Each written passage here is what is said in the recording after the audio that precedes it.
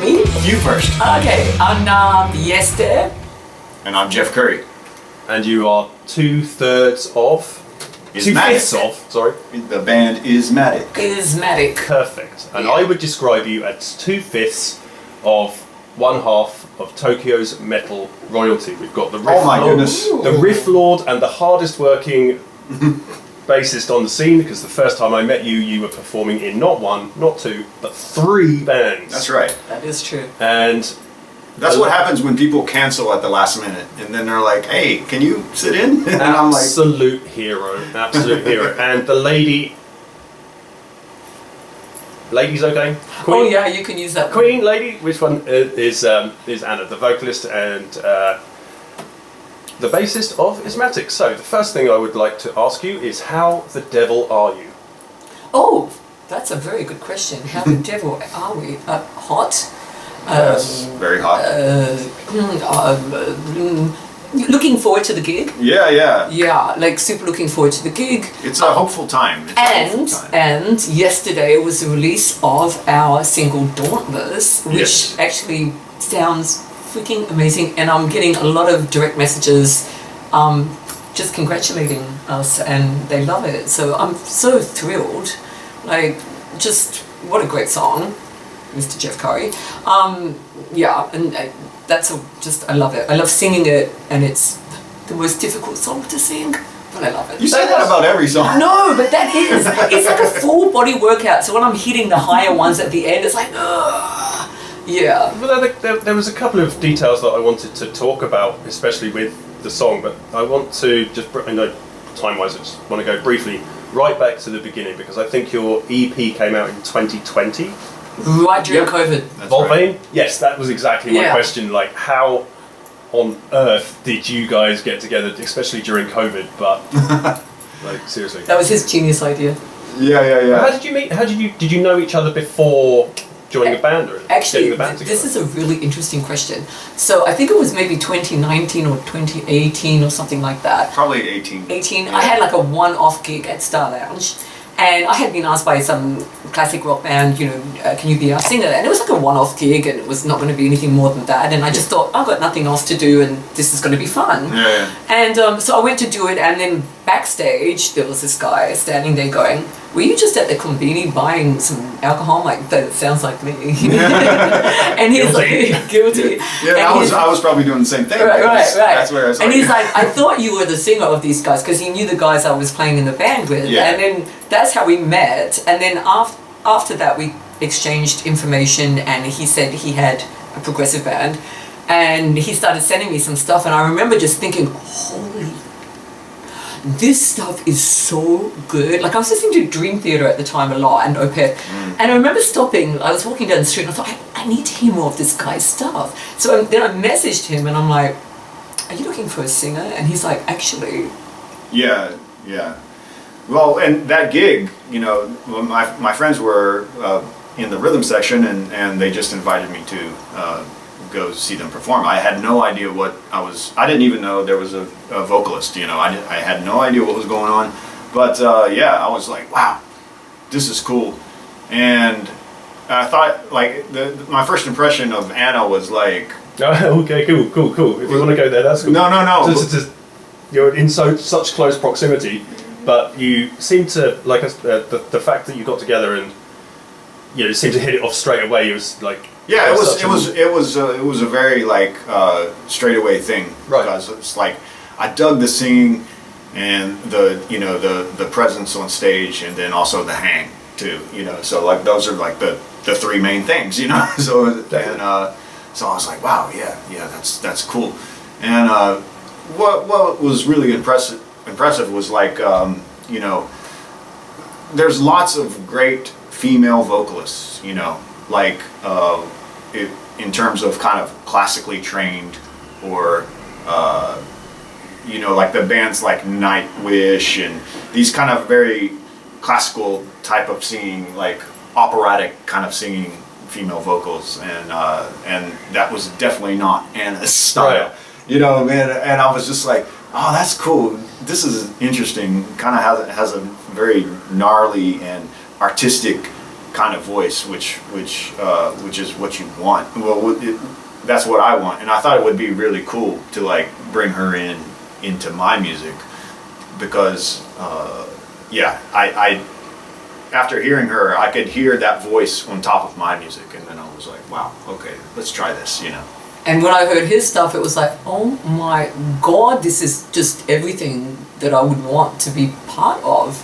Like, his stuff was so amazing, and I just thought, because I love prog.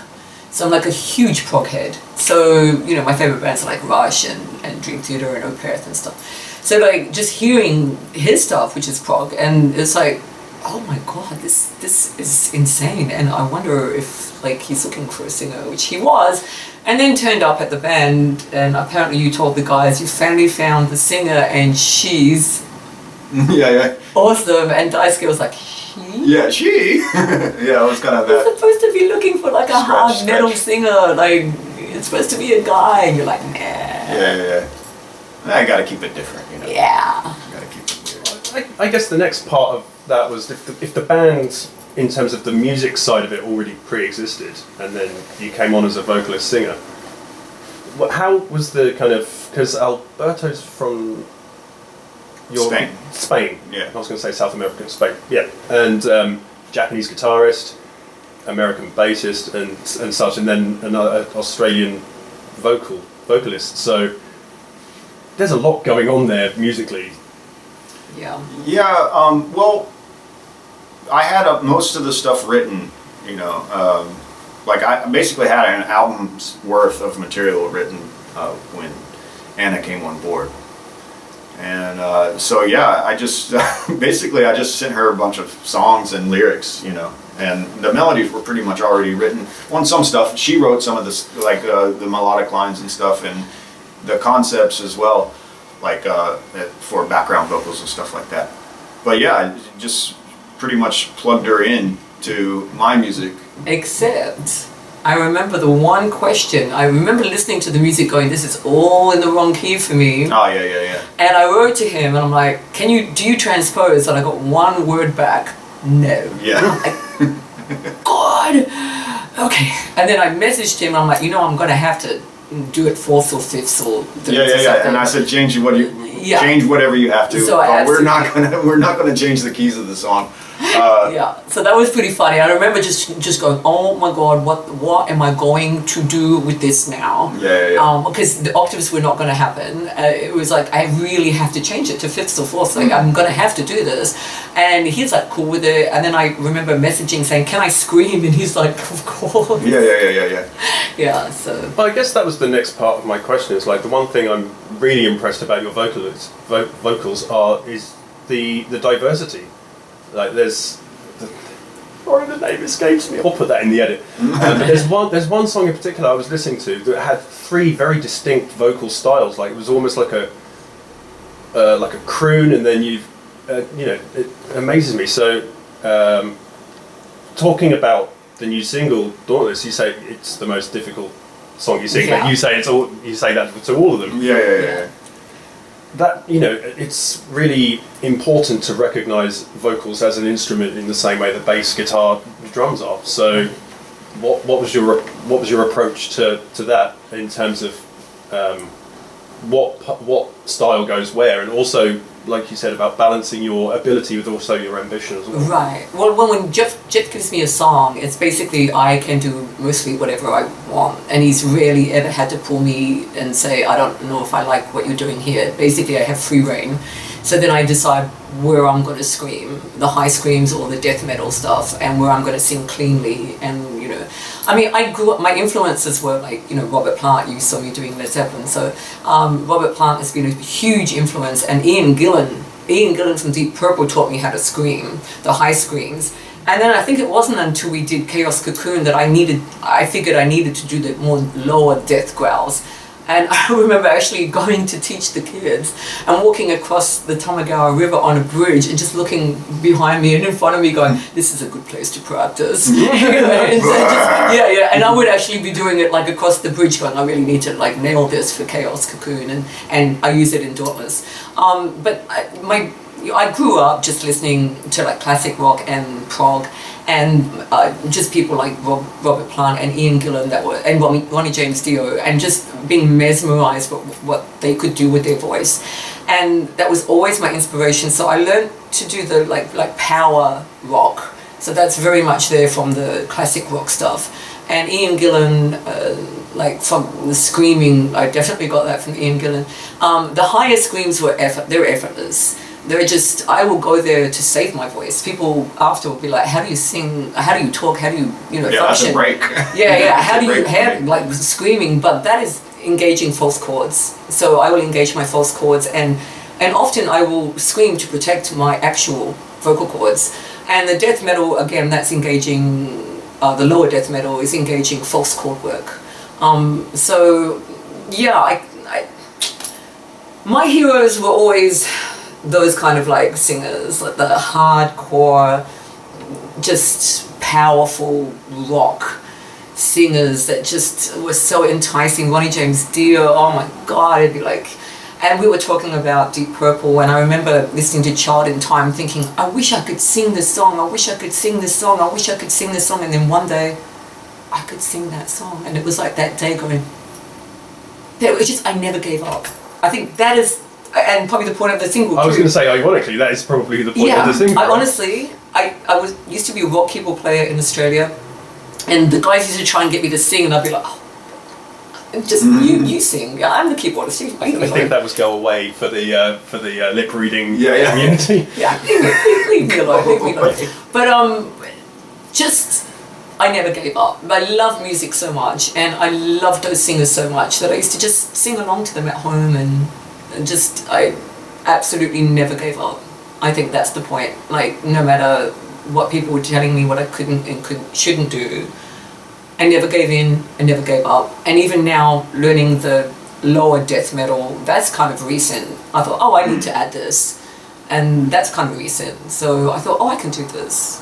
I think that's what's really difficult, but because to the untrained ear or to the uninitiated, it might just sound like you're a 60 a day and a bottle of whiskey person who'd rock up and stuff like that, but it isn't. It's like I said, it's an instrument as well as anything else. Oh God, I have to rest, I can't go out. He was like, let's go Wednesday night to Andy's jam session. Andy's jam session. I'm like, no, I'm staying home, I'll be home tonight, I'll be home tomorrow, and I just stay home because I have to.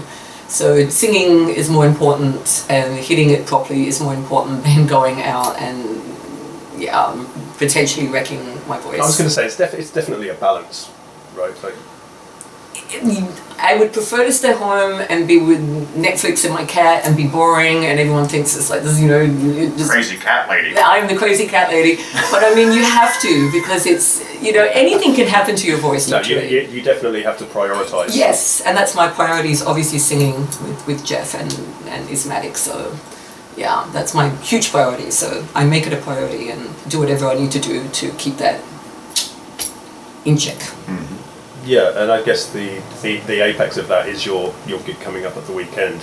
That's it. So, well, I guess like the recording process and putting out the singles one thing, but then performing live, depending on how regularly you do it. Again, like I said, it's about prioritising. Yeah. I mean, I think the studio is my happy place because you can afford to go over parts, and I think I'm pretty efficient in the studio, get stuff done pretty quickly. Yeah. So, I mean, I've done a lot of like TV commercials and stuff like that before, so it's just, get in, you do it a couple of times, you can't overthink it, there's no point doing it more than 3 times or twice or 3 times, you're never going to get better, nail it, and get out. Mm-hmm. So I've always found that, I mean, the vocal side of it, especially from the studio, like you said, you've got this meticulous kind of, you can do it over again, or that doesn't sound quite right or something like that, but then you've got the energy of the live show, which I know from seeing you both live is just insane. It's like all that self-consciousness goes out the window, and you're feeding off the energy of the crowd and stuff like that. So I don't mean to sound like a Tarantino in terms of chronology, but can you go back to the first time you played live together? Nerves, excitement, looking at each other afterwards, going, "Who's going to talk first? You're going to talk first." First time was what was that place in Roppongi called? Ferret? Yeah. Something. Yeah. It's not there anymore. No. They closed. Right, Yeah. the building. Yeah. But anyway, yeah, that was an event, and that went really So well. you're going to stop there. That was an event. Yeah. For me, it was different. Right. That was really a great gig. Yeah, and it was the first time that I heard all those songs with with vocals. Right. That must be insane. Yeah, because therefore a while before we were kind of just instrumental.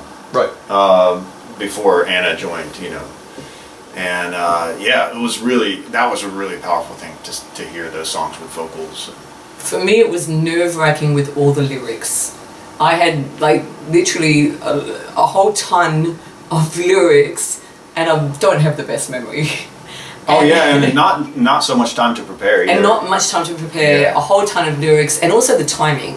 Like, he's got insane timing. Like, it's like ninths and 13ths and whatever. So it's like, I have to make sure I've got my timing to come in, and know when I'm coming in and stuff, and also the lyrics. So it was like, Yeah, it's not like a jam band where there's lots of open sections where you can just like let the time roll around and then come back again. Everything's like through composed basically. And in fact, oftentimes, like if I made a mistake to where I was going to come in, it can throw the whole band as well. So it was like I really had to make sure I'm counting the right coming in.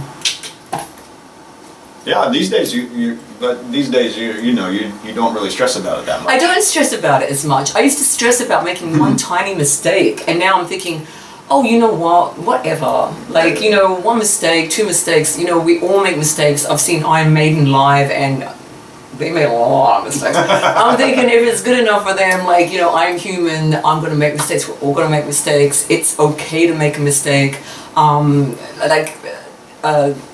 Watching Robert Plant live, he will confuse his, or maybe on purpose, I don't know, he will swap his, verses around. Yeah. And I did that, like, when I saw it the other night, and I thought, oops. And then I thought, oh, whatever, and I'm not stressing as much about, It's live. It's live, and it's real, and we're human, and we all, Exactly. we'll make a mistake or two or five, and and as long as I don't want to stress about it. I want to have fun. When I'm on stage, I want to have fun and not overthink, am I coming in at the right place, and just really loosen up and have fun, because I think if you're overthinking, people are going to feel that more than that you've made a mistake. Exactly, and that goes back to the energy in the crowd being into it. They're not going to be like, oh, I think you got that line wrong. Yeah, they're not going to care. No one will ever say that. No one will ever say that. No. I think that's right. No, we're human. I am going to write on the back of my guitar, "You want to do this." Like when the first gig I played, this is what you are here for. Yeah, exactly. Yeah. So the one thing that's kind of followed on from all the way through your work so far is the audio visual side of things. Like, you've really kind of built this identity, and it's quite difficult for me to put kind of keywords you've mentioned a lot, like dystopia and almost like steampunk, anti-authoritarian stuff, and like you said about the specific lyrics to Dauntless about kind of perseverance in the state, in the place of diversity, or kind of, like you said, criticism or whatever. And looking at your artwork, like I said, there's a lot of kind of cyberpunk stuff, but the imagery, and especially the cover for Dauntless, is very kind of like articulate in its messaging. She's walking into the post-apocalyptic city, and she's gonna have to fight her way through. That's the kind of the idea. Damn, always having to fight my way through. Seriously, it's like, but yep. Never give up. No, that's the thing that I got from it. It's like, it felt like, listening to the song as well, it did feel like the beginning of like a chase scene of like, you're running away from something, and then all of a sudden you turn around and go, no, I'm gonna stick up for myself, right? That's the the journey that I got from Yeah. the song, especially. Yeah. And that's how I feel when I'm singing it. Like I've said to Jeff before, I kind of feel like sometimes when I'm singing it, I feel like I'm singing, like he wrote it for me to sing it, to be dauntless, you know, because I've had those people in my life that have, like, you know, just basically spun tales, Well, or like, you know, whatever. Yeah, we all have. You Yeah. know, it's like, especially if you're an artist, you know, musician or whatever. You know, Yeah. like if you're doing anything creative, like Right. people, man, it's a tough world. You know, It is. to get anything done and get Yeah. anything out. So Yeah. it's like for me, Yeah, absolutely. well, it was kind of easy to take the perspective of like, you know, having Anna sing it. But like also for me, just it's just what I've run into as an artist to like write Well, I mean, you wrote those fine lyrics. those so, lyrics, you yeah, know, and just they're yeah. amazing.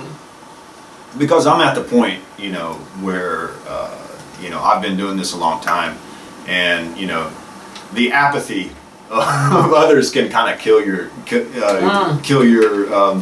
motivation to do to make art and to write your songs and stuff like that. So like this is kind of my like battle cry, like you know, saying, "Oh, I'm not going to stop." I was going to say call to action, yeah. Yeah, Absolutely. yeah. And, And I just want, I hope that can infect others, you know, that kind of attitude. 'Cause it's like, I'm not going to give up, I'm going to do something. You know? I think that most people feel that way to a degree with whatever part of their life, even if they're not an artist. Like, I mean, women may feel it like, you know, they've been told you should be like, no, or they've been, you know, whatever. And they want to be stronger, and they want to, you know, have like more belief in like the world in general, that things will work out no matter what. And so I think this song can appeal like not just to musicians, but just to people in general who feel like they might not have the courage to continue doing something they want to do, or they've been trodden on too many times or lied to or whatever, and they just feel like, oh, I feel like giving up, I just couldn't be bothered. And that's what I love about this, because it goes beyond, you know, just the vision of like, yes, as an artist we have been told, yeah, can't do this, or well, that's not going to be any good, or, you know, we've heard it all before. But I think it appeals to just anyone who everyone has been in a position of being trodden on and told they're not good enough, or, you know, like they're not enough in some way. But you need to have that power, because it's in you, and no one else will give it to you.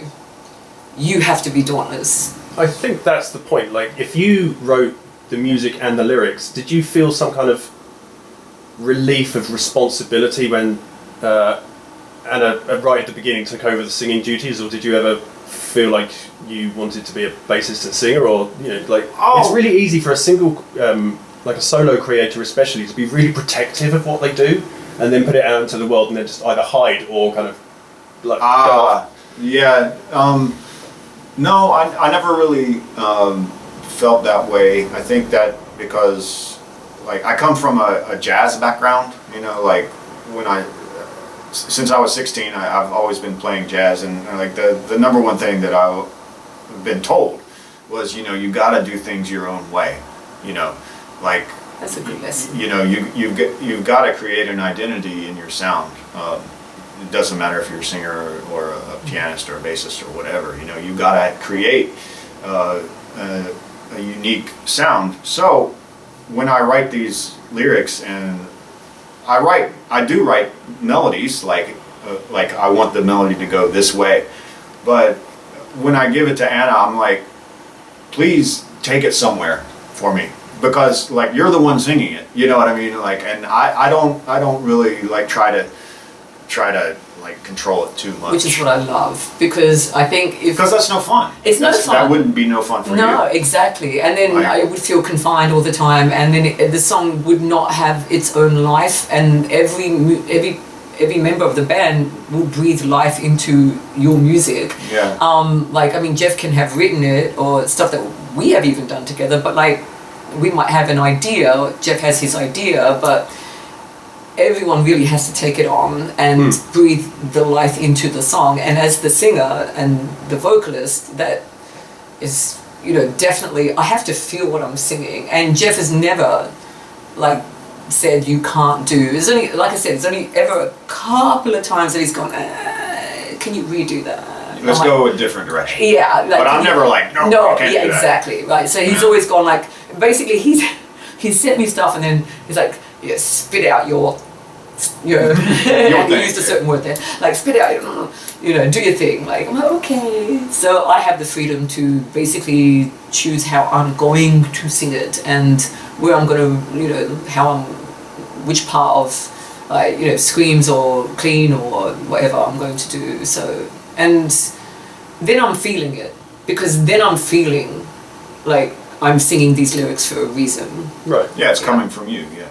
Yeah. And the guitar players too are starting to do that more and more as time goes on. They're starting to come up with their own little variations on what I wrote. Like I write all the parts, but He does. I'm not a guitar player. I'm a bass player. I started on bass, and I still play bass.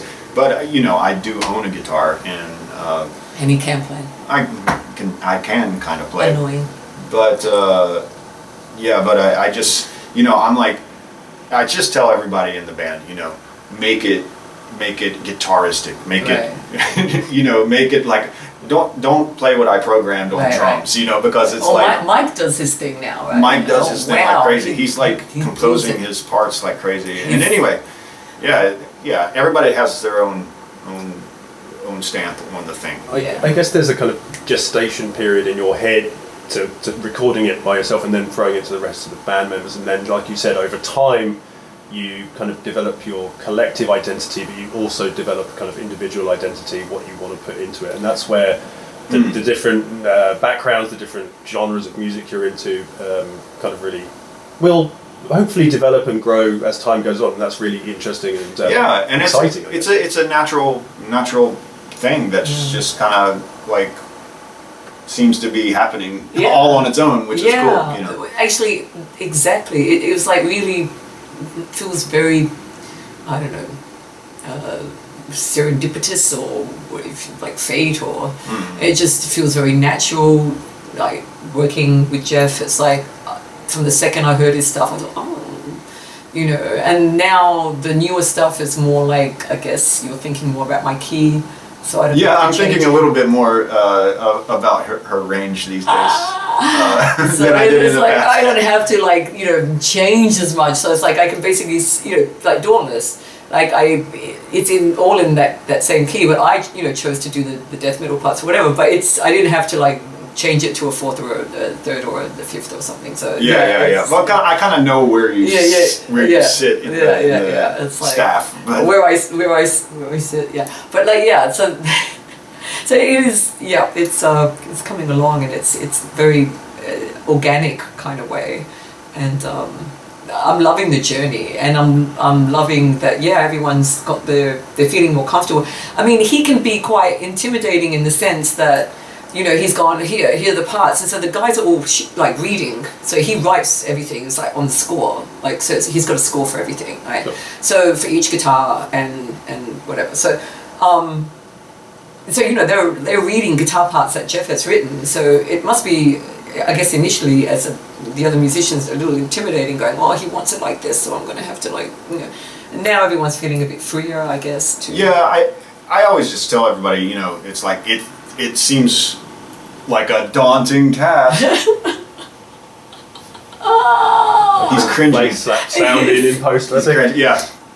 Anyway, but yeah, it's just like if you just like really really learn the material, then it's like riding a bike. Yeah. It and comes out. And then you're going to start adding your own stuff to it. Yeah. So it's like when I go to sing stuff, sometimes it just comes out. I'm thinking that's not how I meant it in here, but it just comes out a different way. Well, I guess that's the thing. Like I didn't mean to say this in a kind of derogatory way, but if you're writing multiple parts, including vocals for your band, it's like, do you feel like you have a kind of split personality disorder? Because I know you play upright bass as well. Like yeah. So do you feel like you've got like a Jekyll and Hyde thing going on in your head, or do you feel like you have to go to different places to bring all this stuff together? No, not really. Either answer would have been fine. Yeah, I know. I've always had like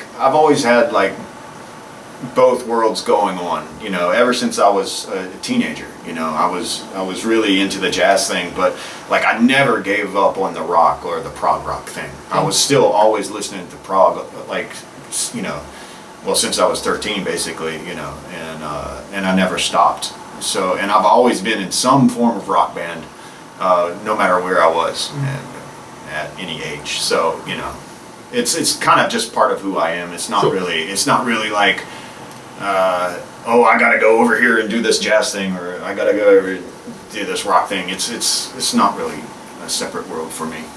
I think the one thing that fascinates me about you playing upright bass is that I saw a band in Tokyo, Australian band in Tokyo. He played an upright bass in his band, and there's an Australian band called The Living End who play upright bass as well. So it's okay. Yeah, it is okay. I think that's the irony about metal, prog in particular, is like it just feels. It doesn't feel like it's fighting against each other, but it's ironic that it's kind of so open interpretation to that term, yet it's quite easy to kind of pigeonhole something and go, oh, that's not prog, that's whatever, right? So, yeah. I mean, prog has had like, you know, violinists and from like the early 70s, late 60s, and they've had violinists and you know, like all sorts going on. So, I mean, where does prog come from? Definitely, it's got that jazz element in there for the timing and stuff. And I mean, yeah, it's kind of like, it's like metal. Definitely, I always feel like metal comes from classical, the power behind it, and you know, the intensity. Like if you hear Beethoven, I mean, you know, it's like that, and the key signatures changing and whatever. Again, yeah, like. Anyway, metal is kind of like naturally progressive anyway. Yeah. You know, it's not like your, you know, 12-bar blues, you know, for sure, which is, and that stuff is great too. And fun to do, especially when you're drunk and you never mess up the timing or the lyrics. Well, I just think in general, like, good music is good music. Like, I use examples all the time of like, there was a Koto band that did a cover of Lateralis by Tool. It's like, oh wow, seriously. Wow. And you see like piano covers of all on YouTube all the time. It's so it's universal, right? Cathartic like that it's just you can have such a like I said, metal in general has its kind of conventions, or it has its tropes, or it has its kind of, you know, real cliches. But at the same time, there's so many different subgenres of different things. It's so like I said, it's ironic to kind of try and pigeonhole absolutely everything, but it doesn't work. It's just so much different metal as well. I mean, it's like, you know, it's mind-boggling. People assume that because you're metal, you're going to like all metal. I don't like all metal. You know, it's like I don't like every single prog band either. I mean, I have my favorites and I have my least favorites, but, you know, music is music and it's all very personal. And I just hope that people, when they hear this, I mean, yes, we do have kind of like this look or whatever, you know, kind of scary comic booky thing going on. We're not scary. But it's like I want people. It's accessible music. I mean, and I put the word prog on it just because there's odd time signatures. Yeah. You know what I mean? There's there's a lot of changes, but it's like at the end of the day, it's not like. They're just tunes, you know. They're just good songs, you know. Hopefully, they're good songs, and you know, they are. I'm not trying to write things that are overly difficult on purpose or anything. That's just how it just comes comes out naturally to it. And I just hope that other people dig it. They hear it and they're like, wow, it's different. It's cool. Actually, we have had a few comments like that. People have come to our gigs and said things to me after, like, I don't normally like metal, but I really, really loved that. And I'm like, well, because there are so many different elements in the songs, and every song it can be quite different from another. And, you know, like, it can be sort of like sweeter vocals or like harder, but the harder vocals don't go the whole way, and the music isn't like intense the whole time, and it will go down into something pretty. I completely agree with that. Yeah, beautiful melody coming in there, and it's like, you know, it's like even Skeptic Oracle, you know, when Daisuke comes in, and then it's just, it goes into this beautiful like melodic part, and you know, so it's not start to finish full on, you know, it's accessible, I think, to there are parts that just about anyone would like. I think if you're into music at all, like you would dig it. Yeah. Like, I mean, if you like good music, you Yeah. would like this, you know. I mean, that's not me trying to get brag No, or but I anything. mean, come on, the musicians like, you know, Daisuke and Alberto and Mike, and I mean, they're brilliant. Yeah, Like, everybody's really good. they're great musicians, you know, like, he's not half bad either. So, like, Dabble. I mean- you dabble, right? Dabble, I he do. dabbles. But I mean, the band, they're incredible musicians, and yeah, the songs are great, so kind of hard to hate, like, I think. Yeah. You know? I think going back to Dauntless, the one thing I really like is the diversity in the vocals, but also how the guitar, like at the beginning, kind of comes in and goes out with the bass. Like sometimes you're doing like really isolated bass notes. I mean, this is getting really kind of nerdy right now. Oh no, I love it. Sometimes you're doing like maybe one or two notes on the bass and the guitar's doing its own thing, but sometimes you kind of Right. link back up and synchronize together. And Yeah. there's so many good so many different elements complementing each other and kind of going in and going out at different times. I think that's what makes it interesting. But it's also, like you said, it's a good tune. Like the first lick almost reminded me of the beginning of Seek and Destroy. I know what you. I know because me too. But When then I wrote then it, it got a bit wonky, and I was like, okay, let's see where this yeah, goes. it's like a dissonant version of that. You know, a very dissonant version of that. But yeah, I when I wrote it, I was like, oh man, is that too close? But then I was like, no, it's No, it different really enough. goes into- It's different enough to like get away with it. And you get inspired by different musicians anyway, and there's always, like, you listen to music and you hear a song and you go, oh, that reminds me of, and then it goes in a different direction. I mean, Yeah. it happens. And back to the bass and the guitar lines doing different things. I just really like counterpoint, like lines moving in different directions and then syncing up for the big power. You know, I'm. That's a hell of a chorus, by the way. It's a hell of a chorus. But I guess the one thing that I've got written on here, like right from your EP, you've got a song like War Criminal, which, and I don't mean this in any kind of derogatory way, it's very kind of straight up. It's very kind of like Route 1, which is fantastic. But Yeah, then yeah. you've got these 6-minute kind of sprawling, like you said, going from like huge thumping, thunderous sections to more harmonious or more melodic and time for reflection and stuff like that. Like, I think, like you said, Anna, it's just if it's like all the Yeah, time, it it's kind of gets a bit. Yeah. And then it's Monotonous, just pigeonholed into that genre of people that want to just hear that. And there are people that do, and there are some great bands that do it brilliantly. And some bands that I love, like Arch Enemy, I mean, they are full on the whole time, and I love it, right? But that's not us. And yeah, I think we basically can appeal to just about anybody. And there are some very jazzy bits, you know, obviously the jazz influence comes in, and there's some very jazzy parts in some of the songs. But yeah, with Dauntless, I mean, you know, it's like the lyrics and my vocals obviously do very different things, and yeah. I swear to God, I'm going to put it in post. The song that I'm thinking of, like you have this real kind of low, smooth crooning, and then it just goes into like really something. But yeah, like I said, I know it's driving me nuts as well. But the diversity, like you said, it just when it's the same thing. Yeah, there are bands that do that really well. Yeah. But when it's like the same from one song to the next, like, okay, fine. Right. And then yeah, it does get a bit kind of like pigeonholing, unfortunately. And yeah, like I said, ironically, the progression from your EP to your full album to where does like Chaos Cocoon and Dauntless fit together as kind of like, are they the new singles on an album, or are they just kind of isolated? And they will be on an album. Yeah. You know, basically, I almost have enough. Like my limit for an album is 12 songs completed, Okay. but I think I've got like 10 now. Right.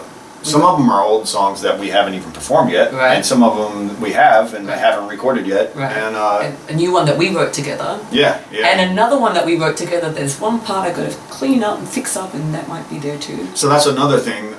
Like that's kind of new information. Is that you know, I'm writing the music only, and then just handing it to her and say, create lyrics, create the melody, and she's done that for 3 or 4 songs. So, and that's really exciting because that's going a whole new direction. And lyrically too, I kind of tend to talk about the same things in my songs, like go fight or oh no, it's the end of the world.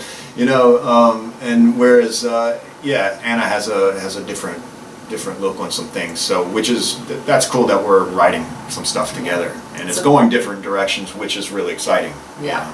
So the next song that we record will probably be Reverse Reality. Yeah, that's the latest one that we worked on together. Yeah. And that's kind of like one of those 7-minute, albatross prog masterpieces. But I love it, and I don't just say that because I wrote the melody and lyrics. But I mean, the song is about like childhood and forgetting who you were as a child, and you become an adult, and you were this pure form that believed in anything, and you get to be an adult and it gets taken away, or you let people take it away from you. So it's kind of like almost the sort of precursor of Dauntless in a sense. I guess it could be, yeah.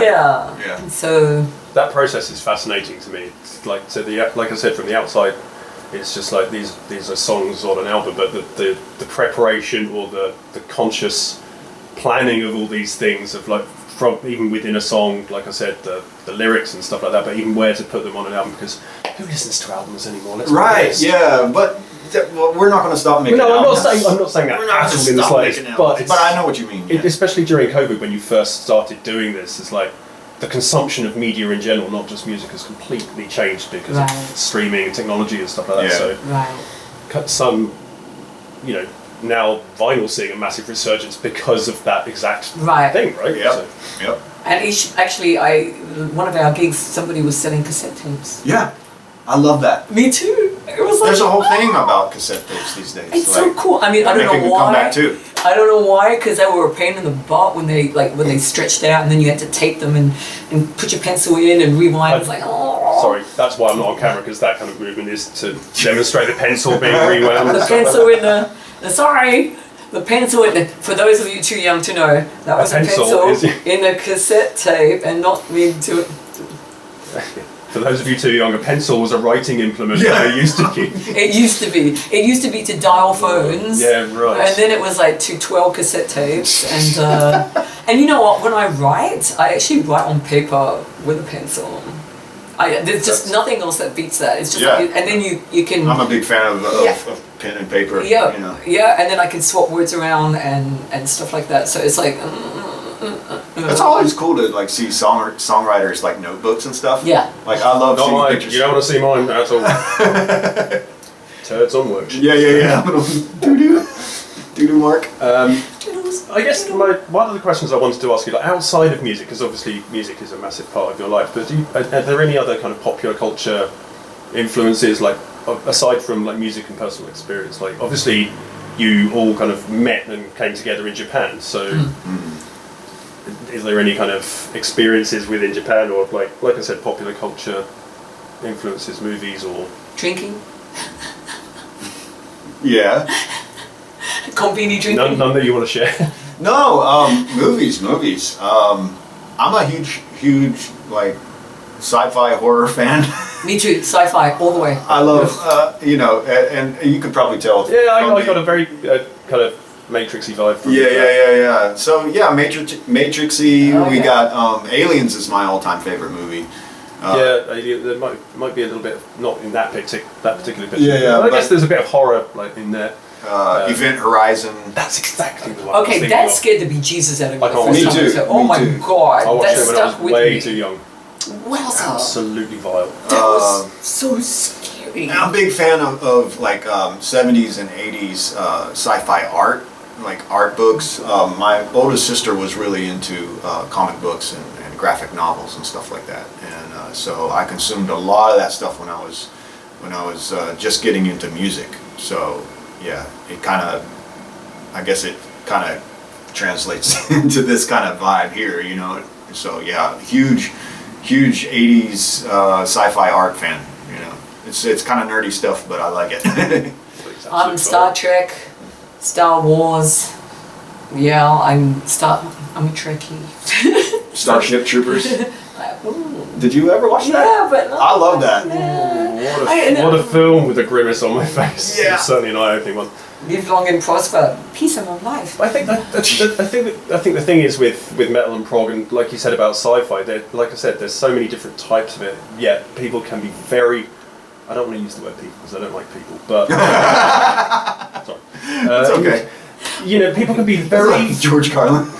People can be very, very particular or very kind of committed to their cause, like the Star Wars fans out there, the Aliens fans, or Blade Runner or something like that. Right. You get some pretty interesting characters being very protective of their film or their genre or their series, right? So it's kind of... Oh, but I love stuff like based in space, like The Expanse and dude, yeah, and Altered Carbon and stuff like that. It's like wowza, yeah, stuff like that just always blows my mind. Like anything that has anything to do with like futuristic or like space or like just I love and a different take on it. Like Altered Carbon, the idea behind that is insane, and possibly the way we're going.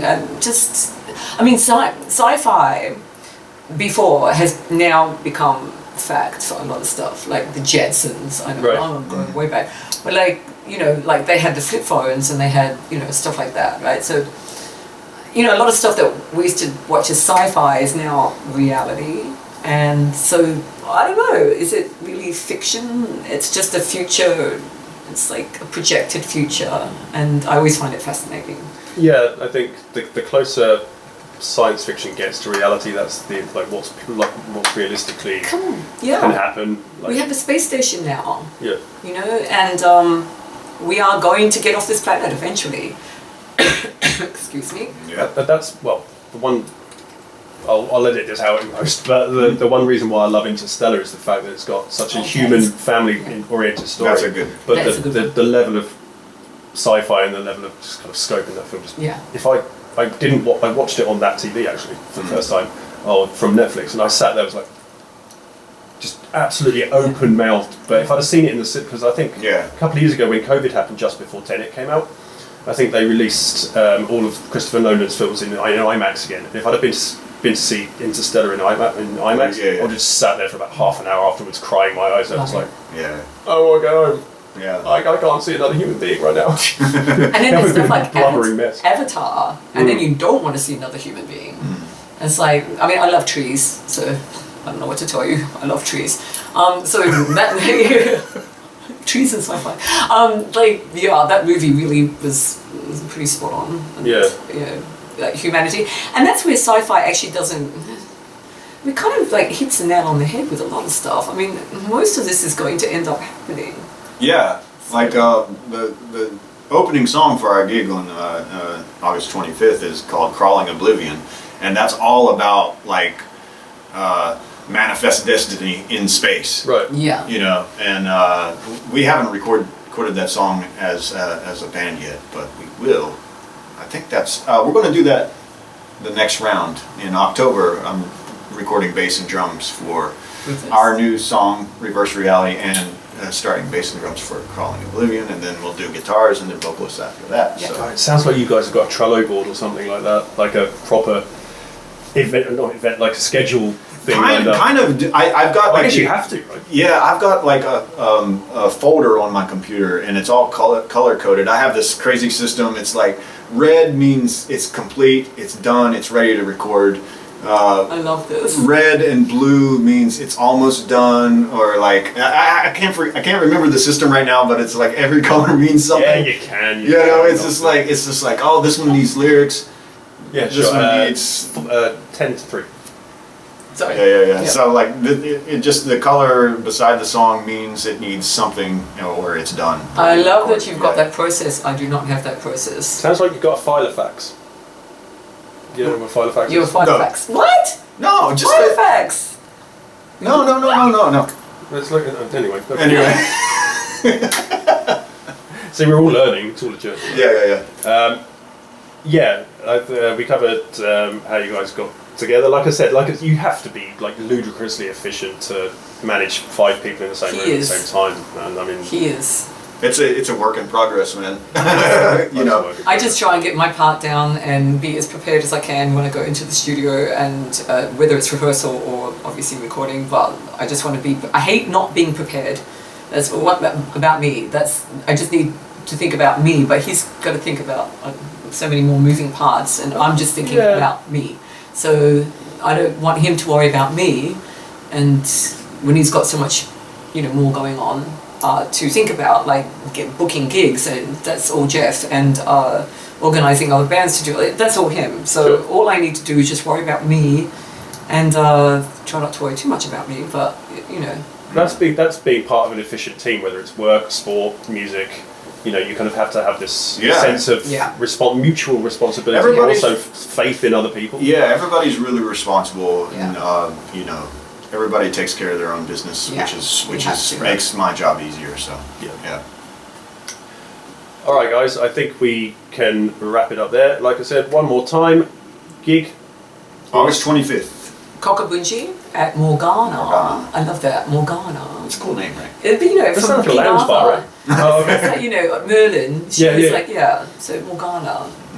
August 25th, Morgana in Kokubunji.